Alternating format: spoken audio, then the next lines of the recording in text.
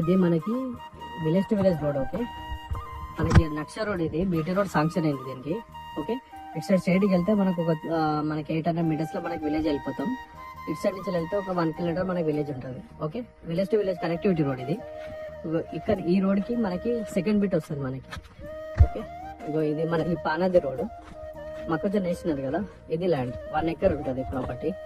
చుట్టూ మొత్తం మనకి కల్టివేషన్ చేసి ఉన్నాయి, ల్యాండ్స్ ఉంటాయి, కల్టివేషన్స్ ల్యాండ్. ఇక్కడ సాయిల్ వచ్చేసి మొత్తం రెడ్ సాయిల్, ఇక్కడ చుట్టుపక్కలంతా రెడ్ సాయిల్ ఉంటుంది. మనకి 1 ఎకర్ ప్రాపర్టీ.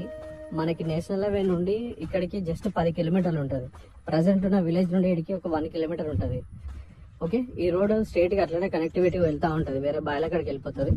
మనకి వచ్చేసి ఇక్కడ ఉంది కదా, ఇక్కడ ఈ చెట్టు నుండి ఇక్కడ రైట్ సైడ్ మొక్కజొన్న అక్కడ దాకా ఉంది కదా చెట్టు, అక్కడ దాకా మనం మొత్తం పానది ఫేసింగ్ తోటి 1 ఎకర్ బిట్ ఉంటుంది ఇక్కడ.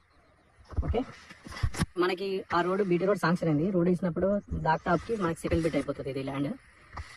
మనకి నేషనల్ కి దగ్గరలో 1 ఎకర్ ప్రాపర్టీ కావాలనుకున్న వాళ్ళు కాంటాక్ట్ అవ్వండి. రైతు దగ్గరనే ఉంది ప్రాపర్టీ వచ్చేసి, రైతు బంధు పడుతుంది. భూభారతి డాక్యుమెంట్ అంతా క్లియర్ ఉంది డాక్యుమెంట్ వైజ్ గా.